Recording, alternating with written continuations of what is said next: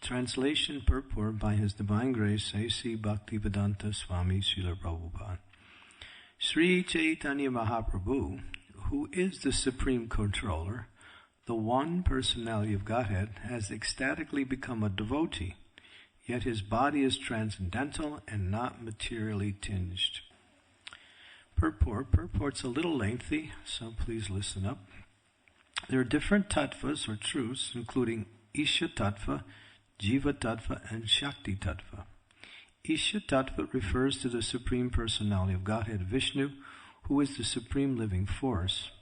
In the Katha Upanishad it is said, Nityo Nityanam Chaitanas Chaitananam. The Supreme Personality of Godhead is the Supreme Eternal and the Supreme Living Force. The living entities are also eternal and also living forces, but they are very minute in quantity, whereas the Supreme Lord is the Supreme Being Force, Supreme Living Force, and the Supreme Eternal. The Supreme Eternal never accepts a body of a temporary material nature, whereas the living entities, who are parts and parcel of the Supreme Eternal, are prone to do so. Thus, according to the Vedic mantras, the Supreme Lord is the Supreme Master of innumerable living entities. The Mayavadi philosophers, however, try to equate the minute living entity with the Supreme Living Entity, because they recognize no distinction between them. Their philosophy is called Advaitavad or monism. Factually, however, there is a distinction. This verse is especially meant to impart to the Mayavadi philosopher the understanding that the Supreme Personality of Godhead is the Supreme Controller. The Supreme Controller, the Personality of Godhead, is Krishna himself, but as a transcendental pastime he has accepted the form of a devotee, Lord Chaitanya Mahaprabhu.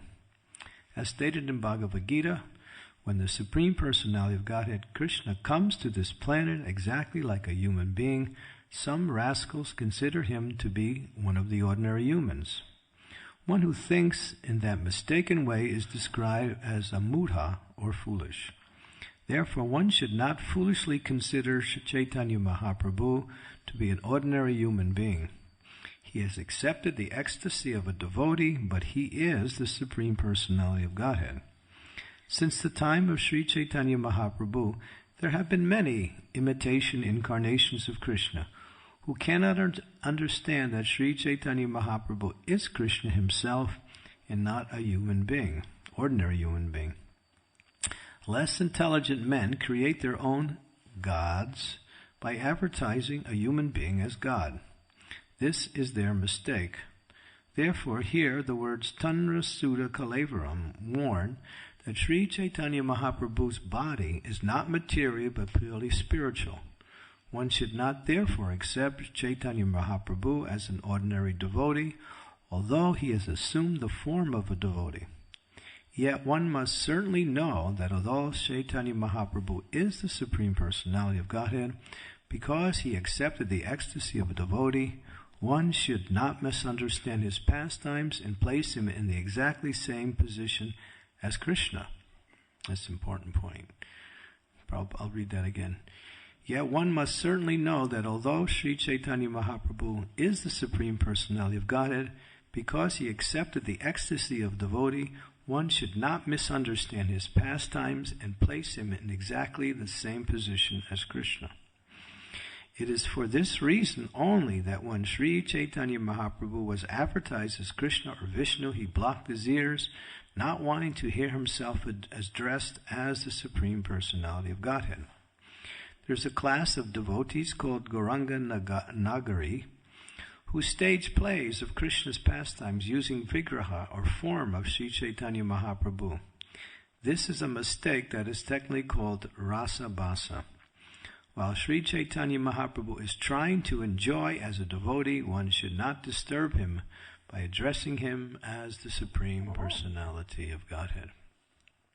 Om Agyantimirandasya Ginajana Salakaya Chaksu Unmilitam Yena Tasmai Shri Gudave Namaha Shri Chaitanya Manobhistam Staptitam Yena Bhutale Swayam Rupa Kadammayam Dadanti Swam Padantikam Jai Shri Krishna Chaitanya Prabhu Nityananda Sri Advaita Gadadhar Sivasati Gaur Bhaktavinda Hare Krishna Krishna Krishna Hare Hare Hare Rama Rama Rama Hare Hare Ajano Lambita Bhujo Kanakama Takso Sankirtanai Papitaro Kamalaya Takso Vishwambaro Dvijabaro Yugadharma Follow Vande Jagat Priyakaro Karuna Avataro Vande Shri Krishna Chaitanya Nityanando Sanodido Garodaya Puspanvanto Chitra Samotamo Nudo.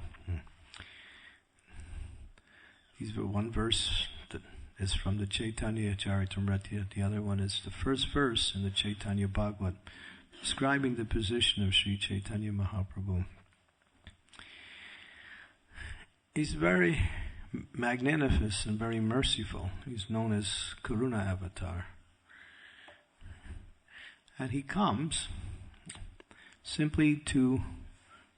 he comes for different reasons, as explained in the Shastras. There are 6 reasons why Lord Chaitanya comes. 3 of them are considered to be external. External means for the benefits of the entire world. And internal, there are 3 reasons why he comes, for the internal reasons, and that's for his own transcendental pleasure. Of course, when the Lord performs activities for his own transcendental pleasure, everyone shares in that activity. So in that sense, even though they're internal, still the Lord's mercy extends outward to all those who are able to accept that mercy.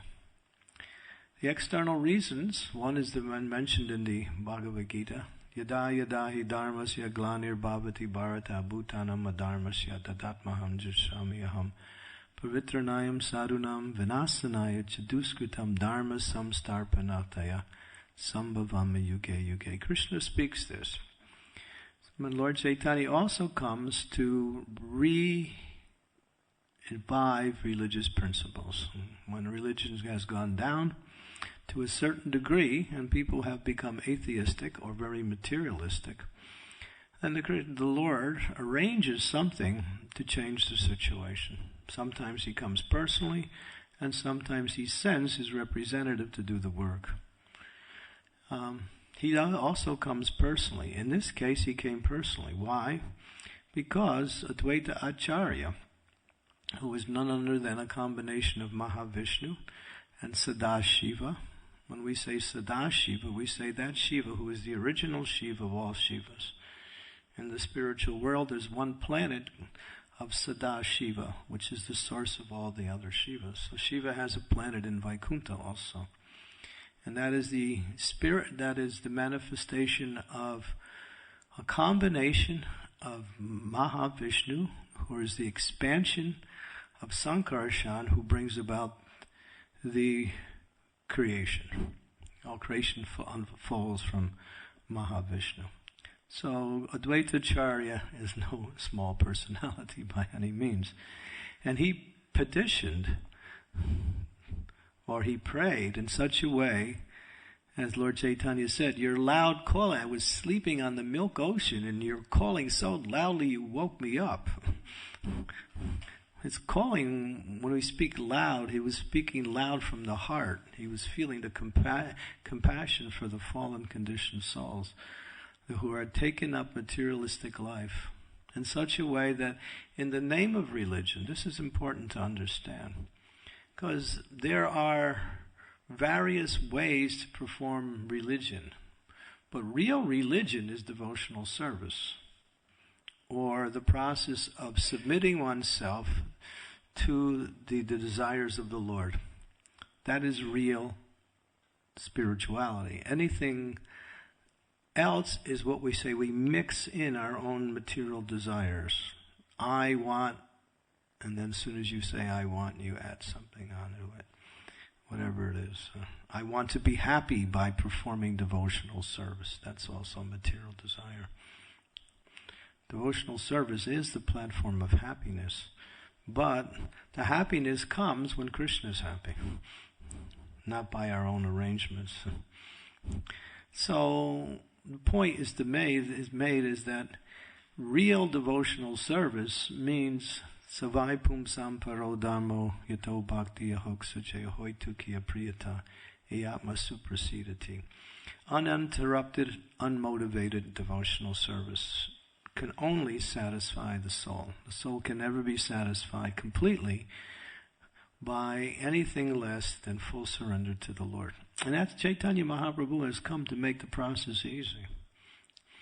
We hear how Krishna came and he spoke Bhagavad Gita. And he spoke very philosophically about the nature of himself. What is his relationship with the material energy? How the material energy works? What is the nature of the jiva's relationship with himself? How does the material energy bring about various manifestations and then, of course, destroy those same manifestations? Activities in various categories of activities, karma yoga, jnana yoga. So many things. And then after Krishna spoke all his philosophical teachings, which is the basis for the practice of devotional service, he said, surrender. Sarva dharma parikshajam mamekam saranam. It's a bad word, surrender. But that's, when Krishna said it, he was saying that out of all his knowledge, now, what is that? Oh, Jnanamam Puramam Jnanam Mamam Papadyante. One who knows, one who has knowledge, one who has completed knowledge, Vasudeva Sarvamiti Sam Mahatma Sudurlabham. One who understands everything. There's only one thing to do. Surrender. If your knowledge doesn't take you to surrender, Shrama Evikeva is useless. It's actually a big, what we say, burden. If you carry a weight, and that weight is important, then that weight will be beneficial when you get to your goal. But if you carry a weight unnecessarily, then that weight will keep you from getting to the goal.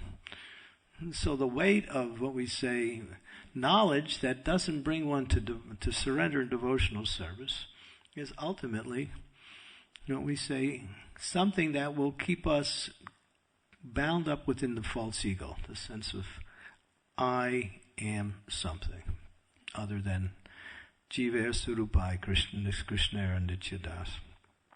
So Lord Chaitanya Mahaprabhu, he's teaching the process in a very, what we say, direct and very powerful way. Now what is that direct and powerful way? Congregational glorification of the Lord by performing Sankirtan. Krishna Varnam Tvasa Krishna Sangopanga Saparshadam Yagnai Sankirtana Praya Yajantihi Sumedasaham. What is that yagya? People do so many yagyas, homas, pujas, vratas, and so many things to ancestors, for the Lord, and so many other forms of, what we say, religious practices. But ultimately, the culmination or the perfection of all yagyas, and the only yagya that is really important in this age, is Sankirtan yagya. Because Sankirtan yagya is the Yuga Dharma. It's the means for self-realization. Sometimes we're criticized by other groups, especially Mayavadis. Lord Chaitanya was highly criticized. What was it? He came to Varanasi, Kashi, what is the other name? One more. Benares. It was called Benares in those days. 60,000 Mayavadis were there, headed by Prakasananda Saraswati. I mean, it was a bastion, a stronghold of Mayavadi philosophy. Lord Chaitanya brought a few of his associates, started to dance and chant in the streets. The word got back to the Mayavadis. Who's this sentimentalist? He's a sannyasi, and he's just singing and dancing like with a bunch of sentimental people. And they just wrote him off as just, a disturbance. And then the word got back to Lord Chaitanya that he was being criticized by the Mayavadis, so he decided to pay them a visit. And he did. And when he came in, they were sitting in their assembly with the leader, Prakasananda Saraswati, and the Lord didn't present himself in any way except a simple, humble devotee. he came in and didn't even join the assembly. He simply sat by the door where the place where you wash your feet, which is considered an unclean place. And he simply sat there. And then they addressed him. And they said, they asked him, who's your guru? You're coming from Bharati, right? It's not a very high level of sannyas. You should Saraswati. There are other forms of sannyas that you should take. Actually, you're on a very lower level. And they started to somewhat, and then they said, why don't you study Vedanta? Be like us. Know the scriptures. This is the basis of this is spiritual life. Spiritual life means to know philosophical teachings and to speak philosophical teachings to others. Lord Chaitanya said, my spiritual master said I was a mudha, a murkha, a fool. I don't know anything. He said, you can't understand these things. Just chant Hare Krishna. So he presented himself in a very, humble way, in a way that and then when they saw his humility, they were somewhat attracted. And then he finally started to speak and explain what is real Vedanta, ultimately. And then he explained the importance of kirtan. And gradually, there's 2 places in the 7th chapter. Also in this chapter, you'll go on to, it's actually a whole section here about Saraswati, Prakasananda Saraswati and Lord Chaitanya. And again, in the, I think it's the 25th chapter of Madhya Lila, again it's mentioned. But anyway, it's a wonderful pastime, how Lord Chaitanya converted all these Mayavadis. 60,000 Mayavadis became Vaishnavas, including their leader. Because they were somehow or other able to somehow hear. They had a little bit of sense of hearing. And Lord Chaitanya's appearance just opened up their minds to listen.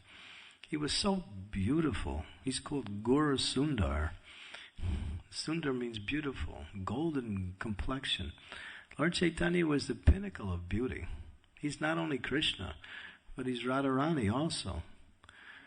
Radha Krishna Nohiyanya. Sri Krishna Chaitanya, Radha Krishna Nohiyanya. And this is the point that Prabhupada is making in this verse, that although he is Krishna himself, and he comes, and his body is transcendental, sometimes we see, just like we see the pastime where Jagaya Madai, they caused harm to Lord Nityananda. So they threw a pot, and the pot hit his head and his head started to bleed. So you might think, oh, there's blood. So that's an ordinary material body.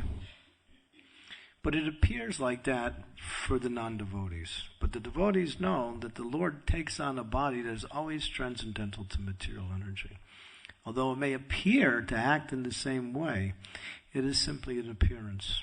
Just like when we see the deity, what do we see?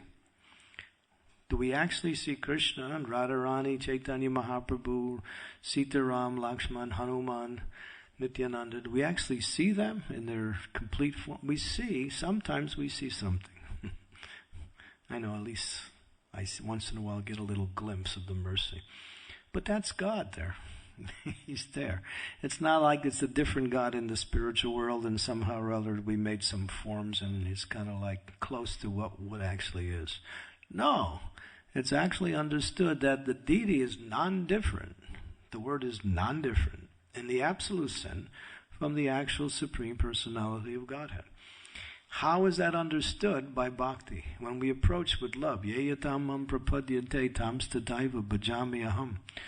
When one actually has love for Krishna, then what is that verse? Premanjarito bhakti vilochanena santa sadaiva hridayeshu vilokayanti yam shama sundara chinta guna sarupya govindam adipurusham tamaham bhajami. Then you can see Krishna by bhakti.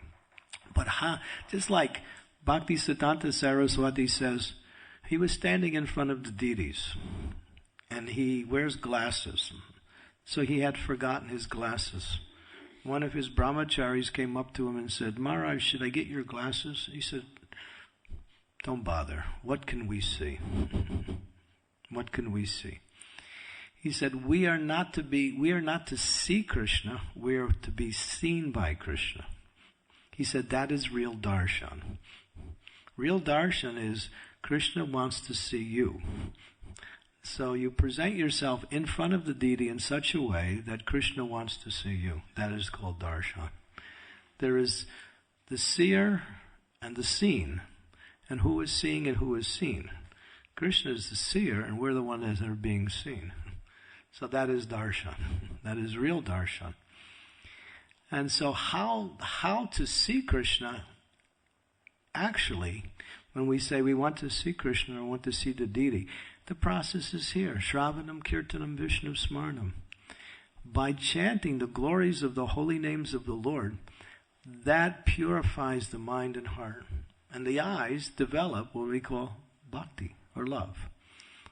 So as the heart becomes purified through the chanting of the holy names of the Lord, one can gradually see the Supreme Personality of God. And Krishna reveals himself through the process of purifying Chaito Darpanam Marjanam, purifying the heart by chanting the Hare Krishna Mahamantra. Hare Krishna, Krishna Krishna, Hare Hare, Hare Rama, Rama Rama, Hare. That pleases the Lord. We want to please the Lord, have kirtan. Because in this age, he's come to demonstrate it and to teach it. To teach it, to demonstrate it, to practice it himself, and the Yuga Dharma. Therefore, the third reason why the Lord comes, external reason, is to spread the Sankirtan movement everywhere. So kirtan comes from the word kirti. Kirti means fame. And so therefore, one who is performing kirtan is spreading the fame of the Lord. Or, we can use it in another way, kirtan means that that person who is glorifying the Lord becomes famous. In the sense that in the eyes of Krishna, that person becomes very important. One who glorifies Krishna. So this is the word kirtan. So Lord Chaitanya came for these three external reasons. But the internal reasons, what is the internal reasons? He is Radharani. Or he is in the mood of Radharani. He's actually Krishna, but he is in the mood of Radharani. He's not in the mood of Krishna. He's in the mood of a devotee of Krishna. So Prabhupada said one should respect that and understand that and not disturb his mood by calling him Krishna. Not disturb his mood by calling him Krishna. So when Lord Chaitanya would sometime be addressed as the Supreme Personality of Godhead, as Prabhupada writes here, he blocks his ears. Why? Because, and Prabhupada refers to it here, As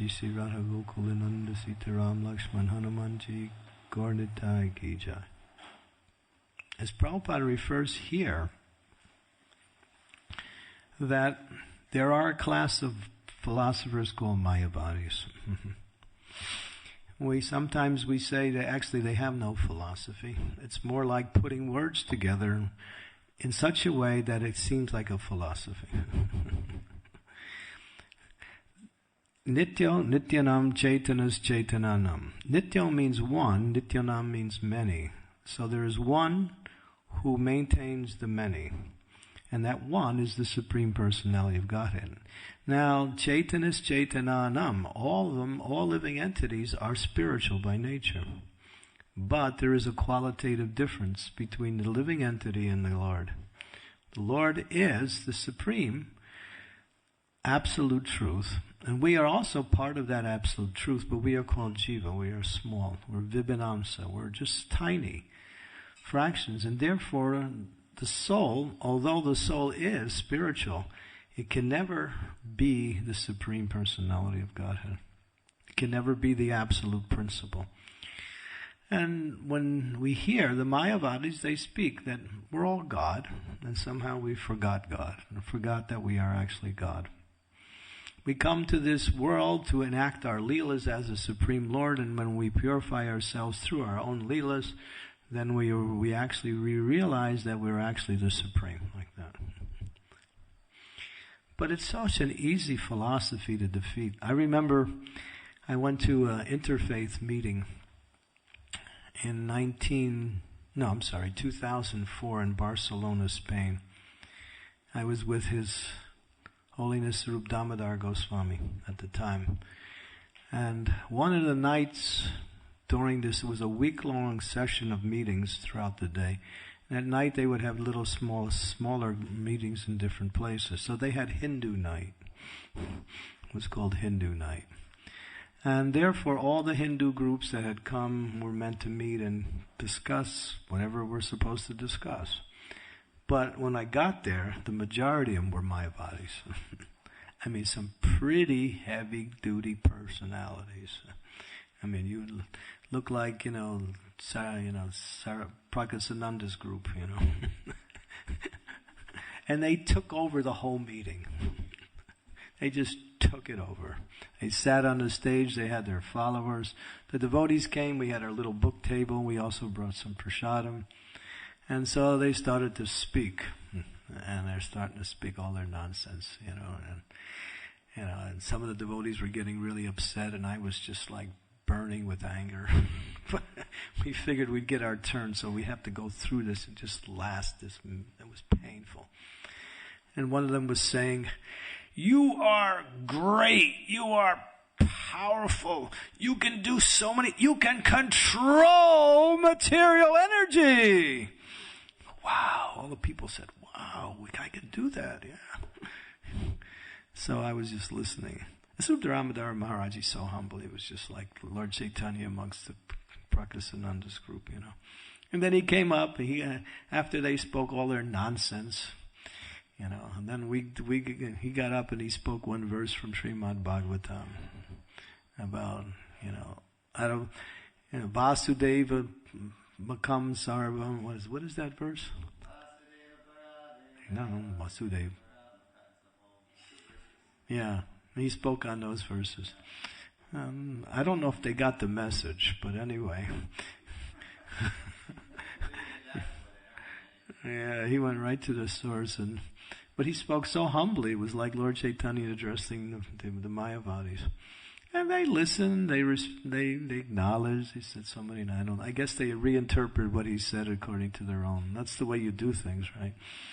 When you hear something, you kind of filter it according to what you think is what is being said, or what you want to hear, actually. And so this went on, and then, then we decided we had our turn. We're going to have kirtan. So we got all our devotees together and a few other guests, and we just had this raging kirtan. As soon as the kirtan started, all the Mayavadis left. They just walked out. But some of their followers stayed. And that was good, because at the end, they came to us, and they were really nice. They were saying, "Oh, this is so nice, thank you." But we noticed, as soon as the kirtan started, they don't like kirtan. They think it's some kind of sentimental. They think Krishna's fictitious.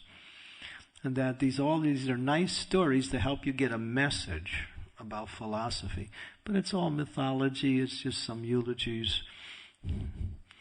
But, what Arjuna addressed Krishna, he said, "Param Brahma, Param Dhamma, Pavitam, Paramam Bhavan."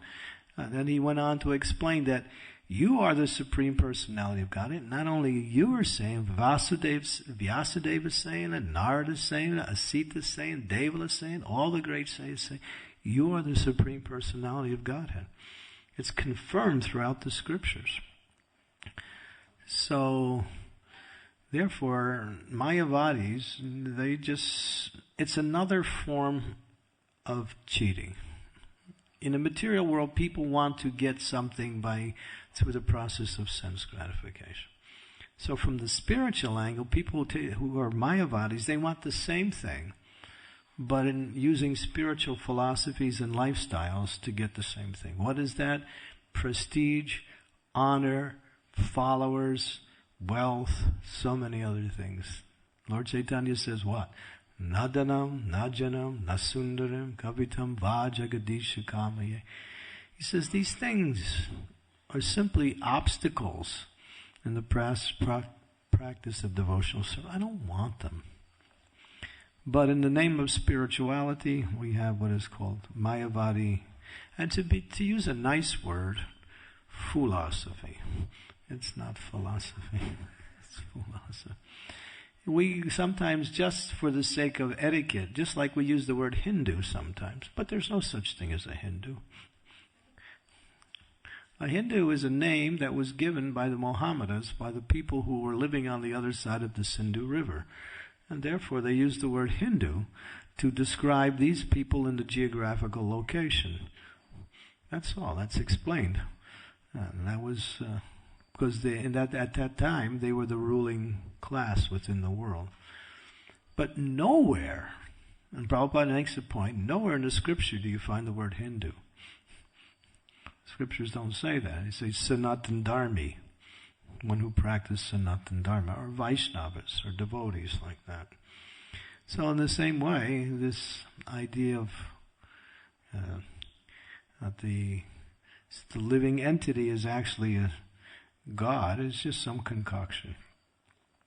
But Lord Chaitanya says, if you hear Mayavad philosophy, that's why we had kirtan at the end. After listening to all this Mayavad philosophy, we had to purify the place. And the devotees were wild with kirtan. It was just because you needed a little extra to get all the ghosts of philosophical misconceptions out. So, Lord Chaitanya, and that's why Prabhupada, you notice, if you listen to Prabhupada and you read his purports, he constantly emphasizes this, because the last snare of Maya is a person can perform devotional service for years and make nice advancement and actually become self-realized.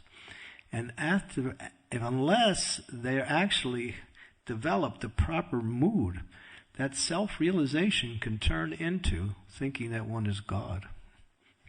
Yeah. Prabhupada said it's the last snare of Maya. Maya tries to attack you in so many ways. On the external platform by sensual objects, and on the subtle platform by pride, distinction, various other, for we say, more subtle forms of material desires. But the highest and most subtlest form is one that's thinking they're God. And that actually happened in ISKCON, where people were saying, Prabhupada's God. Srila Prabhupada is God, but he's not saying it. But we know he is. When Prabhupada heard that, the message got to him. He was in Japan at the time. It was in 1970. The deviation started in New Vrindavan, which is the source of all deviations. I can say that because I have personal experience. A lot of personal experience. I can give a whole class on philosophical deviations that happened in our movement. That's the easiest class to give. But when Prabhupada got the word, he added, Namaste Saraswati Devi Gauravani Pracharini Nirvishesha Sunyavadi Pastyata. He actually added that part to his pranam mantras that give his identity. He's a devotee or follower of Bhaktisiddhanta Saraswati. He's come to the Western world with the message of Sri Chaitanya Mahaprabhu to destroy Mayavadism and Buddhism, impersonalism and Buddhism. Buddhism is what? That the goal is to become nothing. Right? Because something is miserable. Prabhupada says if you're sick, you can't eat. And when you try to eat, food is maybe unpalatable or gets you more sick. And if someone tells you that once you're well, you're going to really have some nice feast, you'll say, oh, I got to eat when I'm again? Oh, the eating is so bad. But when you're sick, then there's restrictions. When you're well, then you become normal and do everything that a normal person does. So in the same way, the Buddhists, they think this material world is a place of suffering. It is. And therefore, stop all suffering by stopping all activity. And then therefore you become nothing, or you merge into the unwool. So that is very much common today. Common. That people want to get free from suffering, they think by stopping material activities. But take up spiritual activities. That's the whole process. So Buddhism, and then Prabhupada added that. And then he very quickly told the persons who were making this philosophical deviation public to all the devotees, he told them you can't stay in the movement. And then he said one thing. He said there's only one thing worse than underestimating the spiritual master, overestimating the spiritual master. Overestimating. Because you think, and the idea is that if he's God and he's the spiritual master, when I become the spiritual master, I become God too. So, therefore, Prabhupada spent so much time, energy to teach us what is actually the understanding. So, for those who are simple and humble, it's easy. But as soon as you get some knowledge, then you're in trouble. Because you start to think in different ways. That's why I was explaining yesterday. How many of our scholars that were Vaishnava scholars in our movement, who were working with Prabhupada's books, who were actually giving philosophical teachings and writing books, how many of them are left? Many of them, mostly all of them left. Because they started to think in a different way. So therefore, how do you overcome that? One has to very carefully read Srila Prabhupada's books, understand it, but the most important thing is we have to chant the Hare Krishna mantra. Trinadapi sunichena tayorapi suishnuna amanina mamanadena kirtaniya sada. That's what Lord Chaitanya is trying to teach us. Chant the holy names of the Lord. And as you purify your heart, then it's more easy and more natural to accept Vaishnava philosophy. It becomes understandable, it becomes acceptable, like that. So we mix in a lot of Mayavadi terms. I think we have Sureshwar Prabhu, he gives a nice seminar explaining what has come into our movement that is not really philosophically correct in relationship to Prabhupada's teachings. You're giving a seminar here again? Yeah, please go to his seminars. You'll learn so much about Srila Prabhupada, your relationship with Prabhupada, what Prabhupada expected us as far as the movement is concerned. It's a wonderful seminar. I've heard it twice from him, and I've also somehow tried to say it also in my teachings, in my classes. So we need to have a clear understanding. But most important is we accept Sri Chaitanya Mahaprabhu.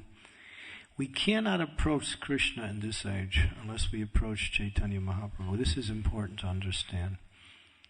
Sometimes people think, well, there's Krishna and there is Ram. That's all we need. No. Bhakti True Maharaj was giving a nice class when we were on the boat cruise. He was explaining that in this age you have to approach Radha and Krishna through Chaitanya Mahaprabhu. There's no other way. Because Radha and Krishna have become one in Chaitanya Mahaprabhu. So by worshipping Chaitanya Mahaprabhu, you're actually worshipping Radha and Krishna. According to the practical and what we say, understanding of Shastra. In other words, he's giving not only the object of worship as himself, but also the means of worship, how to worship him. Like that. Krishna Varna Tvasa Krishna Sangopanga Suparshana Yagnai Sankirtanai Prayaya Jati Husamedasaha. Such an important verse. Kaler Doshani De Rajan Asti Eko Mahagun Kirtana Vikrishnasyam Mukta Sangha. Everything centers around Chaitanya Mahaprabhu. Prabodhananda Saraswati, who was the uncle of Gopal Bhatta Goswami, he writes his glorification of Chaitanya Mahaprabhu. You should read those prayers. Unbelievable prayers. He's glorifying Lord Chaitanya above all the other incarnations. And he says, I don't want to hear about Matsya or Kurma or this or that. I just want Gauranga. Just give me Gauranga. That's all. Just Gauranga. That's it. That's all I want is Lord Chaitanya. He's fixed on Lord Chaitanya. And so if we have that understanding that Sri Chaitanya Mahaprabhu, Lord Nityananda, have come to open up the whole storehouse of love of God, then we can approach Krishna in devotional service.